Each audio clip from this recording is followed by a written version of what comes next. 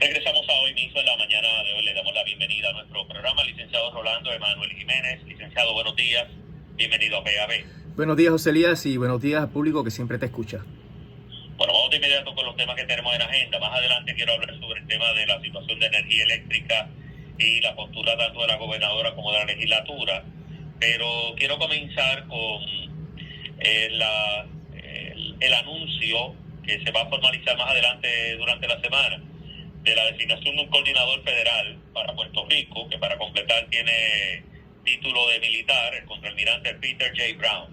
Bueno, comenzamos por ahí, licenciado. ¿Cómo usted cataloga eso dentro de la experiencia que hemos visto en los últimos años de cómo la metrópoli se relaciona con la colonia aquí en este caso?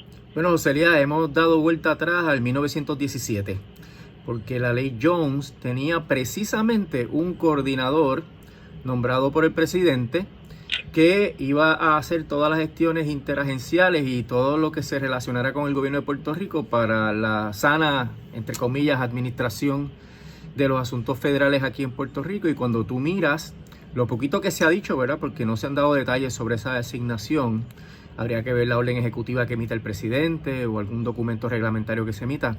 Pero si tú miras lo que dice la ley Jones en torno a esto, pues te das cuenta que aún con lo poco que han dicho es básicamente la misma persona, el mismo puesto, las mismas funciones, lo cual confirma que Estados Unidos ha echado a un lado todo pequeño reducto de gobierno propio, porque en el asunto de la ley Jones, la ley establecía que los funcionarios locales eran los que se reportaban a ese coordinador federal porque tenían que rendirles informes a petición de este coordinador. Y si tú ves la relación que se ha establecido entre el gobierno federal y el gobierno de Puerto Rico después de María, en el cual el gobierno de Puerto Rico está siempre a la defensiva, dando explicaciones, ajustándose a nueva reglamentación, imponiéndosele nueva reglamentación, pues es una relación de subordinación. Y esto va a realmente eliminar cualquier asunto discrecional de los funcionarios del gobierno de Puerto Rico que tenga que ver con la ejecución de los procesos de reconstrucción con los fondos federales. Así que no le queda nada. Fíjate que la legislatura está atada a la ley promesa en términos de que la Junta puede eliminar o anular las leyes que apruebe la legislatura, y el Ejecutivo tiene que someterle a la Junta todas las órdenes ejecutivas que vaya a emitir, todas las leyes que firme, para que la Junta determine si las aprueba o no las aprueba. Y ahora en este proceso de reconstrucción, el que coordina y el que resuelve los problemas en la Casa Blanca, según Jennifer González, pues va a ser esta persona, y en ese sentido, pues hasta en eso no va a haber control alguno ni discreción de parte del gobierno de Puerto Rico. Así que es otra manera en que el gobierno federal sigue apretando a la colonia. Evidentemente esto añade una capa nueva de burocracia, José Elías, porque si esto es bien burocrático y la tardanza del desembolso se ha debido a ambas burocracias, la local y la federal, imagínate entonces un tercer nivel que es el que se enlazaría con la Casa Blanca. Ok, bueno, vamos a ver entonces cómo esto se va a desarrollar. A mí me da la impresión, licenciado, de que estamos hablando de cómo la metrópoli sigue ocupando más espacio dentro de lo que ellos han determinado que es la ingobernabilidad de la clase política, con los espacios que se supone que ocupen. Y entonces, pues, recurren a esto, ¿no? Primero fue sobre la administración del presupuesto, ahora nos encontramos directamente con los fondos federales. Sí, y entonces vuelvo a plantear la pregunta: ¿a quiénes vamos a elegir en noviembre del año corriente, ¿verdad? De 2020. Son personas que meramente van a trabajar sumisos y sometidos a los dictámenes de todos estos organismos federales que son los que dominan todos los aspectos de nuestra vida, o son algunas personas que van a luchar para que este proceso colonial que va apretándose cada día más y más se revierta y se resuelva finalmente el problema del estatus de Puerto Rico? Por eso es que no vale la pena votar por personas que se van a someter, porque quien estaría realmente mandando y le daría carta blanca para que mande serían estos funcionarios federales que se ha aprobado, José Elías, que no están velando por los mejores intereses del pueblo de Puerto Rico. Bueno, por otro lado, otro tema que quería hablar con usted tiene que ver con una información que trasciende en el que el circuito de apelaciones de Boston le falló a favor de los dineros de los pensionados. Había un reclamo de los bonistas para que se entendiera de que el dinero que se asignaba a ellos también estaba contenido dentro de los recortes para el pago de la deuda. Bueno, háblenos acerca de esta decisión y cuán importante es. Sí, es muy importante porque obviamente elimina la posibilidad de que los bonistas intervengan con los fondos que están aportando actualmente los retirados y que está aportando el gobierno, ¿verdad? Dentro de la configuración de los nuevos planes de retiro que se han hecho después de esta crisis. Y la situación tiene un impacto bien grande a nivel local. Por lo menos ese dinero, ese flujo de efectivo no lo pueden tocar los bonistas. Tendrían que esperar que se someta el plan de ajuste de deuda del gobierno central para que ahí se disponga cuánto le van a dar a esos bonistas. No tendrían que darle la cantidad completa de lo que produce ese flujo de efectivo. Por ende, ese dinero podría estar disponible para pago de pensiones y para servicios esenciales. Ahora, esto tiene un impacto bien grande en el mercado de bonos municipales de Estados Unidos porque hay muchos bonos que son de esa naturaleza, José Elías. Y aunque la ley promesa es un aparato jurídico de ajuste de deuda diferente a la ley de quiebras federal que tiene su capítulo 9, que es el que aplica este tipo de bonos, pero en el sector jurídico y financiero pues se han preocupado de que sea una tendencia de quitarle valor o quitarle seguridad a este tipo de bonos que están asegurados con flujo de efectivo y que por ende los bonos que se hayan comprado bajo ese mismo esquema pues sean chatarra, porque en algún momento un tribunal de quiebras podría determinar lo mismo, ¿no? Fíjate que aquí la decisión es del primer circuito, que es el Tribunal de Apelaciones, que únicamente podría ser revisado por el Tribunal Supremo. Es previsible que haya algún tipo de petición al Tribunal Supremo. Ya el Tribunal Supremo ha denegado varias peticiones de certiorari que tienen que ver con promesas, salvo la que ya se discutió, ¿verdad? A fondo en este espacio y que se argumentó el 15 de octubre, que es la de Utier. Pero todo esto crea una seguridad local en términos de que los fondos de las pensiones no se pueden usar para pago de los bonistas en esta etapa, pero en el mercado financiero de bonos municipales crea gran preocupación y podría ocasionar que los bonos bajen de valor. Y lo que decía es que promesa es una ley especial para Puerto Rico y los territorios. No es la ley de quiebra, pero las disposiciones que se interpretaron en estas decisiones, José Elías, son las disposiciones del Código de Quiebra. Así que podría haber una influencia en ese sentido. Vamos a ver, ¿verdad? Porque hay gente que plantea que estas decisiones que se han dado a favor de la Junta en torno a las características de los diferentes bonos, como estos bonos de retiro, podrían afectar la capacidad de Puerto Rico de volver al mercado, que es uno de los supuestos objetivos de la ley promesa, en cuanto a que se debe acceder a los mercados a costos razonables, ¿verdad? Una vez se logren cuadrar los 4 presupuestos consecutivos.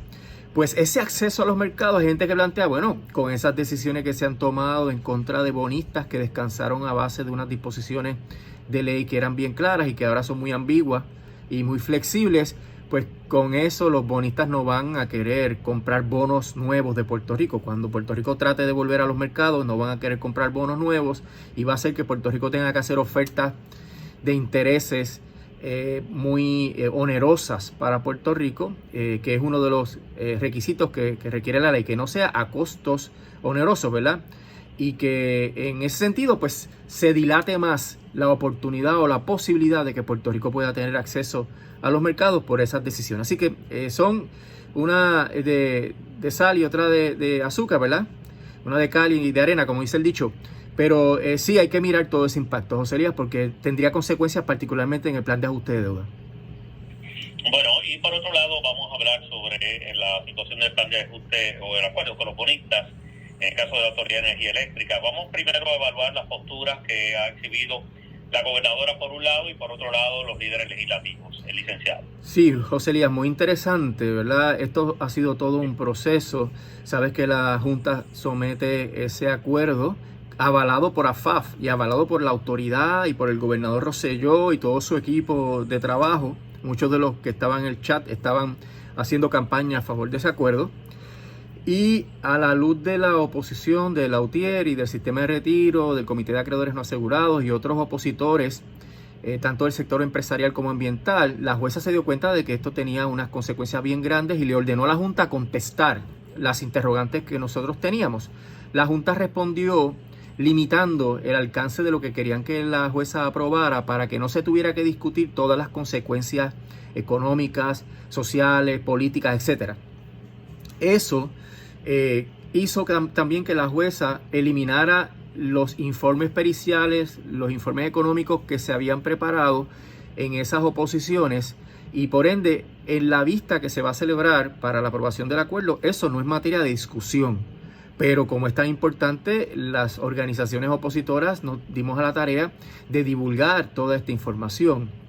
La última información que salió la semana pasada es el reporte de London Economics International, que confirma lo que los diferentes intelectuales y economistas puertorriqueños han dicho sobre los efectos del acuerdo, que es malísimo para los consumidores, malísimo para la autoridad, para sus acreedores, y realmente podría ocasionar una segunda quiebra de la Autoridad de Energía Eléctrica, que sería lo peor que podría pasarnos.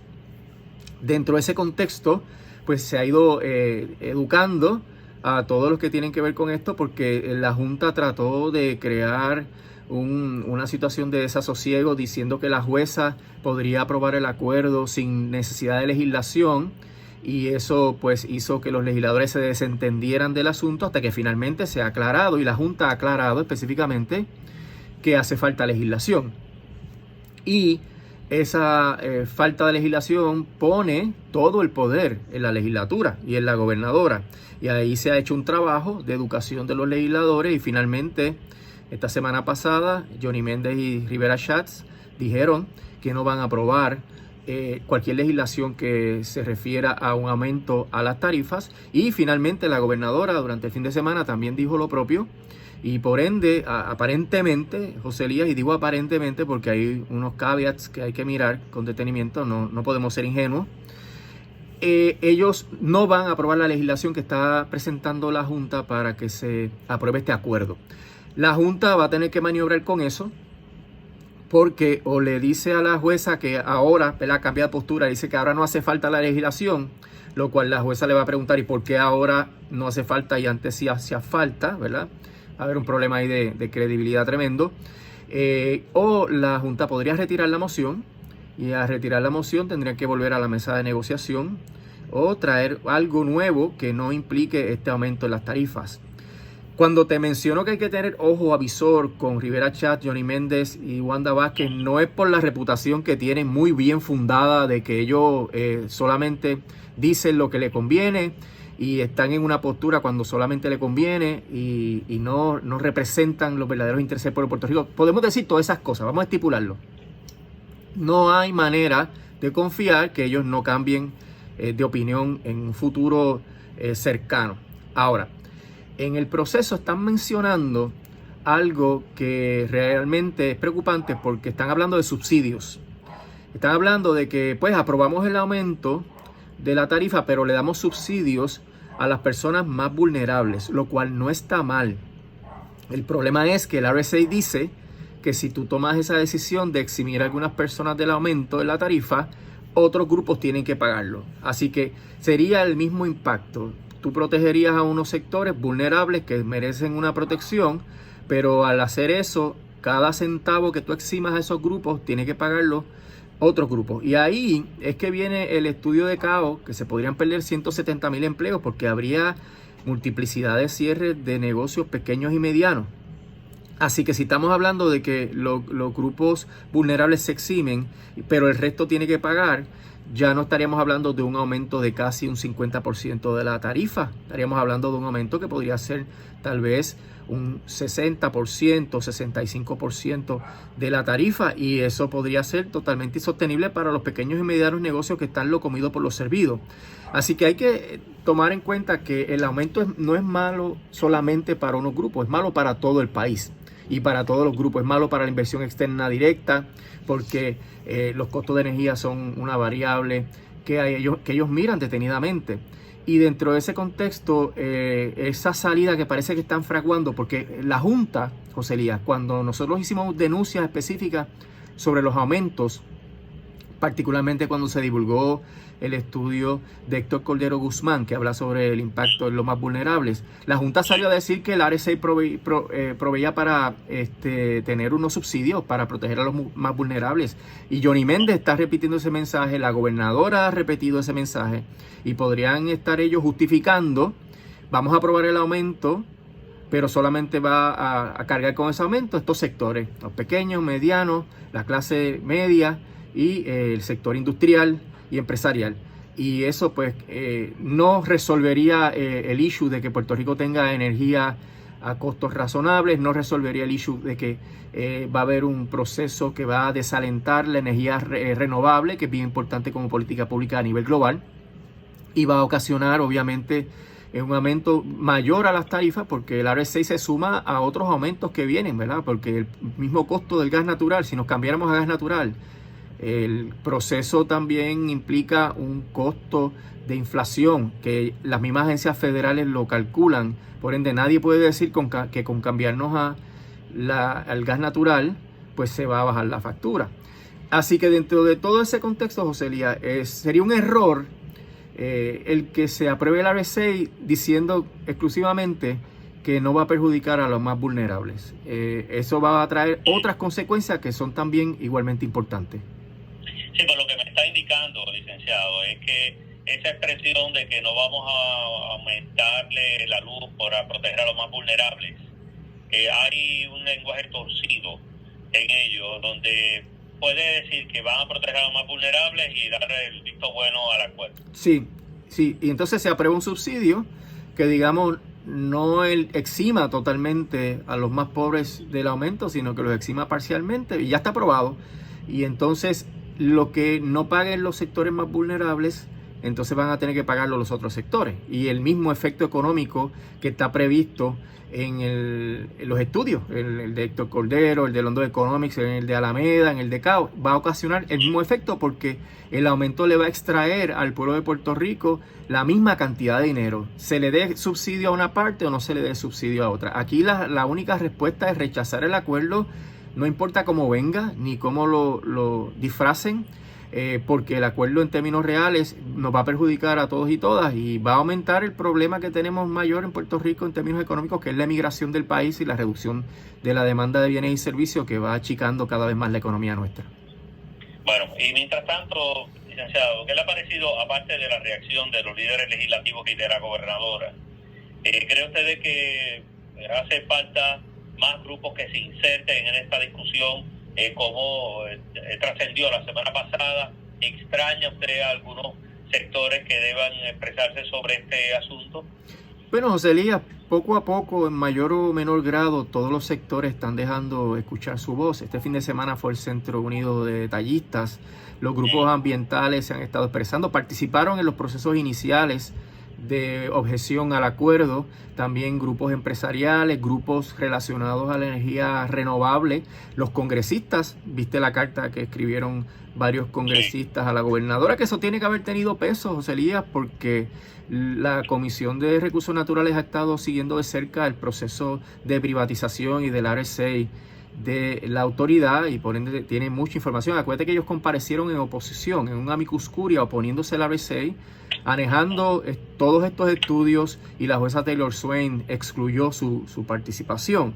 Así que la respuesta que le queda al comité es la presión política, y sobre la gobernadora, pues estoy seguro que esa presión política tiene mucho peso, porque ella está haciendo sus pininos en la política partidista, ¿verdad? Es precandidata por un partido político a la gobernación, y estoy seguro que está poniendo oído en tierra en todas estas áreas. Asimismo hizo con esto del RSA, se dio cuenta de que sería desastroso en términos políticos el que ella apruebe una legislación que va a conllevar un aumento tan grande en las tarifas, así que esa conveniencia política es un factor fundamental en todo este proceso. Bueno, vamos a ver qué está ocurriendo con esto en el transcurso de los próximos días. Licenciado, quiero agradecer como siempre la oportunidad que nos brinda a conversar. Seguiremos hablando más adelante. Como no, José Elías, estamos a la orden. Que pase buen día. Igualmente usted.